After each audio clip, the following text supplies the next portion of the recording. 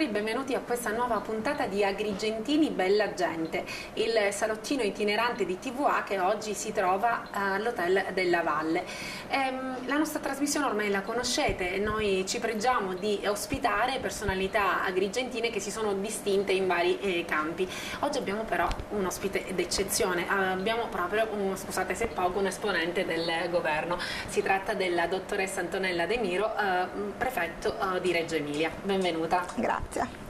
Dottoressa De Miro, anzitutto io credo che siamo d'accordo sul fatto che è importante conoscere il background personale proprio per capire un po', giustificare le scelte che si fanno di volta in volta nella vita, quello che si vorrebbe diventare e ciò che si diventa. Quindi se mi permette io vorrei iniziare parlando un attimo della sua famiglia,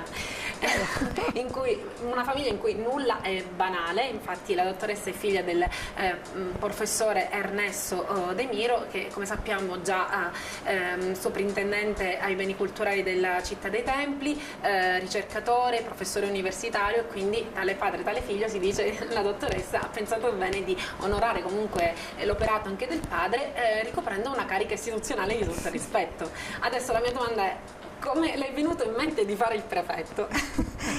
Devo dire che i primi tempi me lo sono chiesto anche io tante volte. Forse è la vita che sceglie per noi. Vede, mio papà mi ha trasmesso l'amore per la cultura, per la storia, per la ricerca. Mi ha insegnato l'importanza di guardare oltre e di superare le contingenze quotidiane della vita. Una cosa però era certa, che io non avevo la passione per l'archeologia e che quindi non avrei voluto fare l'archeologo. Mia madre mi voleva insegnante, io avrei preferito fare la psicologa. Certo è accaduto che dopo il diploma mi sono iscritta invece in giurisprudenza perché convinta di fare il magistrato, e poi non ho mai partecipato al concorso per accedere in magistratura. Ho seguito altri corsi di altra formazione, e ho frequentato la scuola superiore della pubblica amministrazione, e poi dopo un anno sono entrata al Ministero di Grazia e Giustizia cancelliera ad Agrigento, al Tribunale Civile di Agrigento. Avendo vinto il concorso di consigliere al Ministero dell'Interno nel frattempo, e su suggerimento anche di mio papà, che non finirò mai di ringraziare per questo, io ho optato per l'amministrazione dell'Interno, e dopo un breve periodo a Roma sono stata trasferita ad Agrigento, dove sono servizio proprio alla prefettura di Agrigento. Ecco, lì ho capito che quello sarebbe stato il lavoro della mia vita, la passione della mia vita, perché lavorare in prefettura e lavorare all'ufficio di gabinetto ad Agrigento come in altre prefetture, ecco, si avverte di stare dentro la storia. Assolutamente. Ecco, la prefettura è un osservatorio privilegiato per comprendere le problematiche economico-sociali di un territorio, le problematiche complesse di una provincia. Allora ecco, mi sono innamorata subito di questo lavoro, ed è un amore che ancora continua, non mi ha lasciato, è un lavoro che faccio con tanta passione. Una passione che continua tuttora, d'altronde senza passione questa professione non si può fare, perché i sacrifici e l'impegno sono enormi. Notevoli. Lei lo ha citato, comunque non si è improvvisata in questo lavoro, si è forgiata in un posto di frontiera, è stato appunto capo di gabinetto ad Agrigento. E cosa ricorda di quel periodo? Tanto. Io sono stata assunta al Ministero dell'Interno nel maggio dell'81 e per il servizio ad Agrigento nel luglio dell'81. Vi sono rimasta fino al marzo del 2000, quindi quasi 20 anni di vita professionale spesa ad Agrigento in maniera intensa, in maniera appassionata. Ho fatto forti esperienze, ho vissuto grandi emozioni, e questo hanno lasciato certamente un segno, e su questo che ho costruito anche la mia carriera. Certo. E questo anche se lo devo anche a questa esperienza, se io oggi sono prefetto, e sono 20 anni ricchi di ricordi. Le immagini, io entro bambina, posso dire, in prefettura, certo. avevo appena 26 anni. Una ragazzina. Una ragazzina, poi con un padre archeologo ero abituata a confrontarmi con grandi idealità, e invece ecco, in prefettura mi scontro subito con il tema della mafia, Erano anni difficili quelli tra gli 80 e gli anni 90. Il passaggio dalla mafia dei Bondade alla mafia dei Corleonesi ha avuto ripercussioni anche nella provincia di Agrigento. Occorreva cercare nuovi equilibri, affermare nuovi equilibri, e venivano uccisi, sono stati uccisi tanti capibastone del territorio agrigentino. E poi la guerra tra Cosa Nostra e Stidda, che ha causato tante morti, tante stragi ci sono state, sono morti anche dei civili innocenti, passanti occasionali, ma poi anche la guerra che Cosa Nostra e la Stidda sferrano contro l'istituzione dello Stato. Come possono ricordare l'uccisione del giudice Saetta col figlio, era in macchina con lui, l'uccisione del giudice Livatino, l'uccisione del brigadiere della polizia penitenziaria di Lorenzo, del maresciallo dell'Arma dei Carabinieri Giuliano Guazzelli. Sono ferite queste non solo per gli agrigentini, per i siciliani, ma per l'intera nazione. Sono ferite che io ho portato, ecco, anche sulla mia carne, ma sono morti anche piccoli imprenditori che non volevano certo sostenere l'antimafia, non volevano combattere Cosa Nostra, volevano soltanto lavorare con dignità, fare con il proprio lavoro in piena autonomia. E questo Cosa Nostra per esempio non l'ha consentito, muore così nel 92 un piccolo imprenditore, Paolo Borsellino, e qualche mese più tardi sarà ucciso barbaramente il padre, Borsellino Giuseppe. È un uomo straordinario che è esempio di una Sicilia che cambia, della Sicilia che vuole avere il coraggio di alzare la testa contro Cosa Nostra e che rompe il muro dell'omertà, e alla morte del figlio decide di collaborare con l'autorità giudiziaria da subito.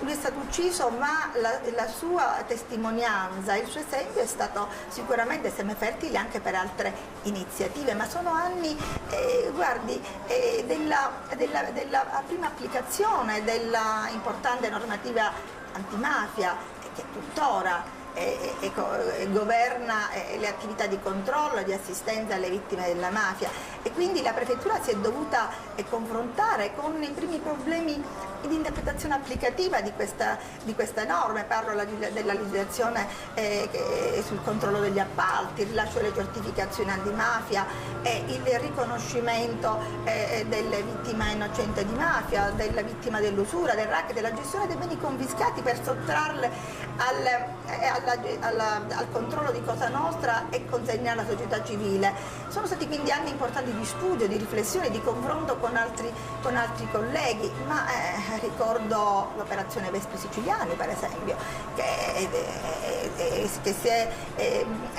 che ha riguardato la Sicilia occidentale subito dopo le stragi Falcone, la strage Borsellino.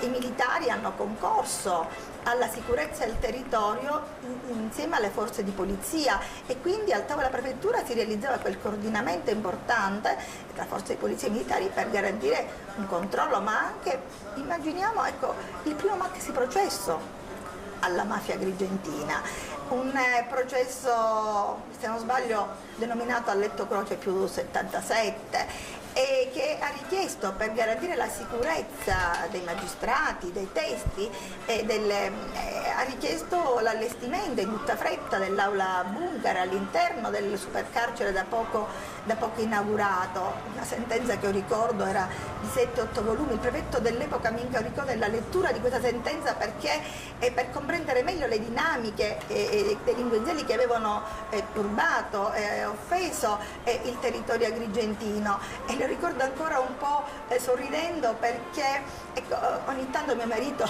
si trovava qualche volume ecco, tra le lenzuola quando andava a dormire, perché io stanca di una giornata di lavoro sfinita, e poi tornando a casa si accudivo anche le ragazze e mi preoccupavo dei loro studi, e quindi ecco, le leggevo prima voglia di andare a letto, a letto, però è stata una cosa molto importante perché attraverso la lettura per esempio di quella sentenza io ho potuto proporre per il riconoscimento di vittime innocenti della mafia la moglie di un metronotte che era stato ucciso, abbiamo scoperto quel dibattimento, non dalla criminalità comune nel corso di una rapina, ma dagli stidrari che avevano realizzato la rapina per autofinanziarsi. Quindi ecco, erano attività importanti di studio. Che l'hanno temprata, che cioè l'hanno temprata, caspita. ma immagini, negli anni 90 inizia il fenomeno dell'immigrazione clandestina.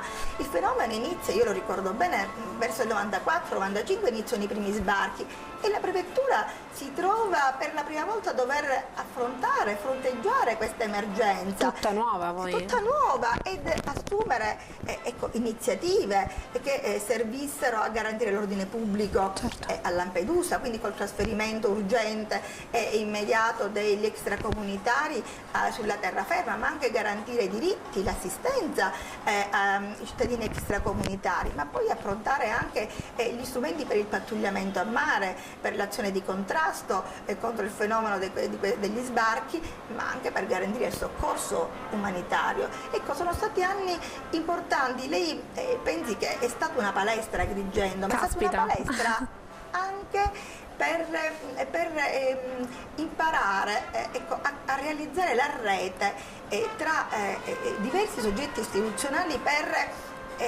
realizzare raggiungere obiettivi condivisi per la soluzione di problemi gravi che riguardavano allora il territorio. Mi riferisco, faccio un esempio, all'emergenza idrica per esempio, alla difficoltà dei collegamenti con le isole minori, soprattutto nel periodo invernale.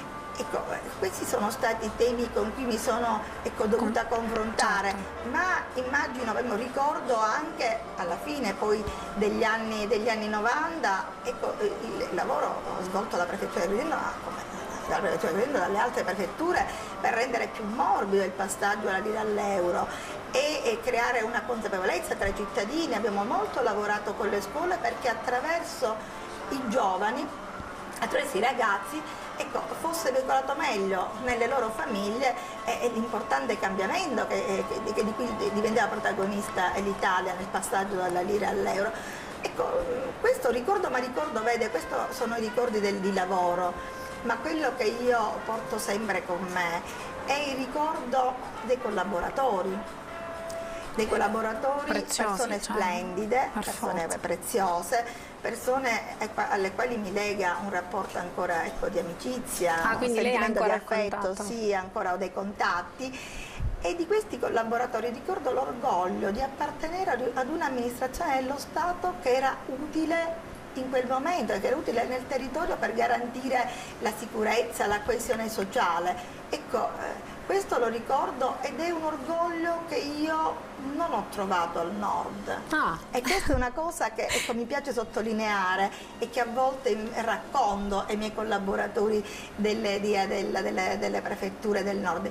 Ma devo ricordare, e ricordo sempre i miei prefetti, tutti i prefetti che io ho avuto nella mia esperienza ventennale ad Agrigento, li ricordo tutti e li ricordo con affetto perché io mi sono stata onorata della loro considerazione, della loro stima, della loro amicizia nei miei confronti. Ognuno di loro le ha dato qualcosa. Ognuno di loro mi ha dato qualcosa e poi per gli ultimi due che ho avuto prefetto ad Agrigento e prefetto Natale d'Agostino. Credo che sia nel cuore ancora di molti agrigentini, un prefetto che mi diceva sempre voglio volare alto, mi diceva, e lo ricordo perché ha impresso un cambiamento anche nel modo di essere amministrazione. Una prefettura più moderna, più aperta al territorio, più vicina alla gente, più aperta ai media. Quindi ha segnato una svolta. Ha segnato una svolta, mi ha insegnato davvero molto, è stato un prefetto del cambiamento. E poi Giosuè Marino, prefetto Marino, tutti lo ricorderete, è stato un prefetto, il mio maestro, insomma, e poi l'ho seguito nella sua carriera, nelle sue tappe a Messina e poi a Palermo. È un prefetto che qui si è veramente dedicato con grande passione all'attività di contrasto del fenomeno dell'amministrazione mafiosa nei pubblici appalti e negli enti locali, ecco, si è dedicato molto al rapporto con i ragazzi. Lui ha sempre creduto nel rapporto con i ragazzi, non soltanto per sostenere, l'idea di un'azione di contrasto contro la mafia, ma per sostenere l'importanza della legalità come premessa per la difesa dei diritti e la costruzione della nostra democrazia.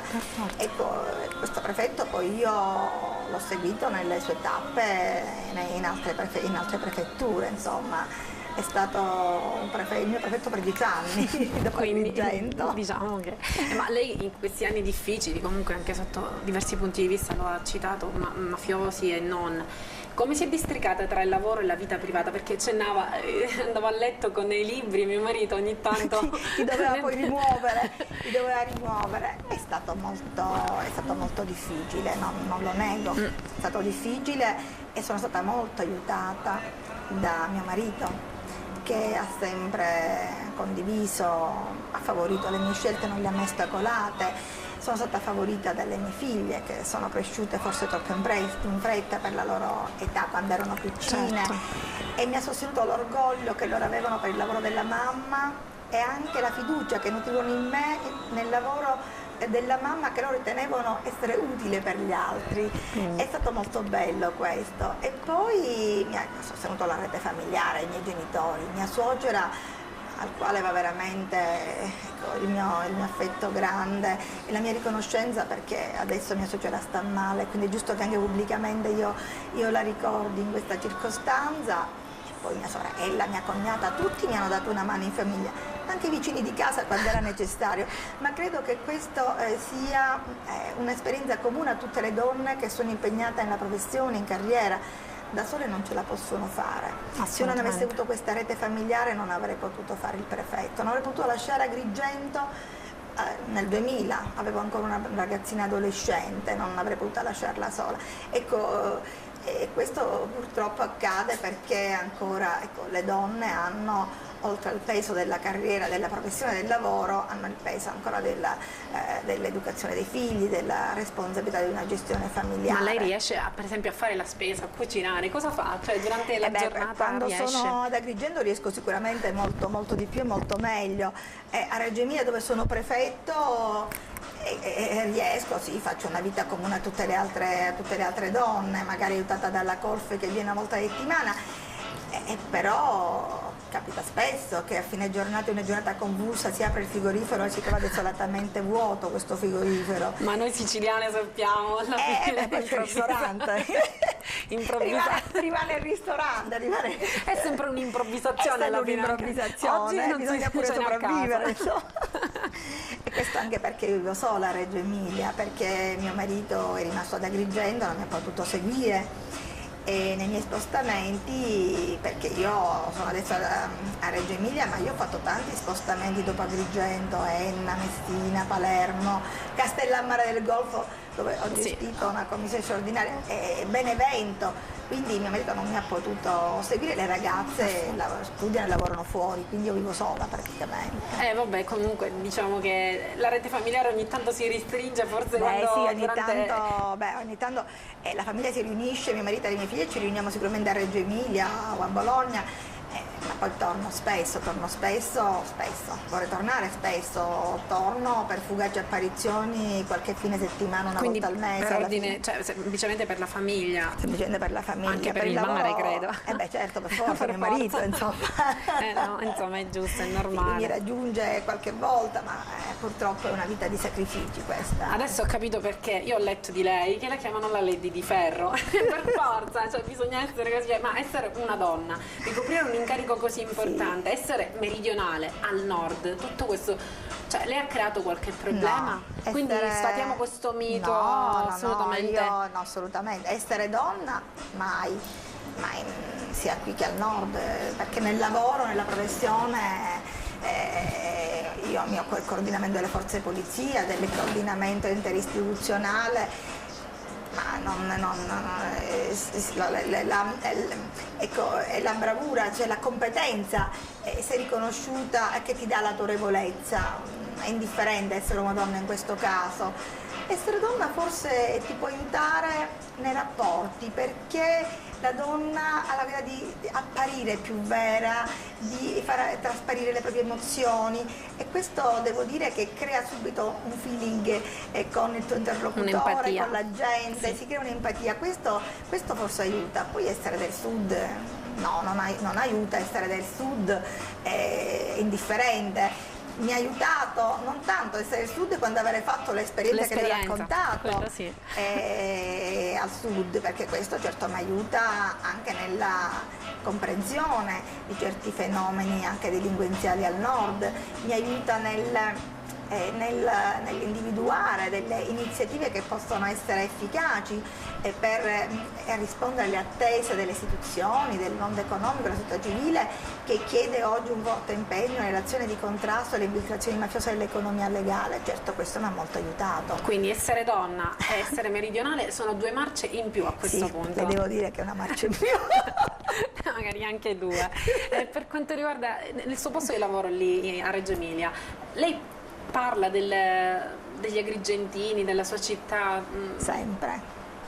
Io non rinnego mai la mia meridionalità, mai. Non avevo bisogno di farlo prima perché anche in Campania, ecco, ero una terra meridionale, ma mai l'ho fatta al nord, lo stento, anzi, la mia meridionalità. A volte mi capita di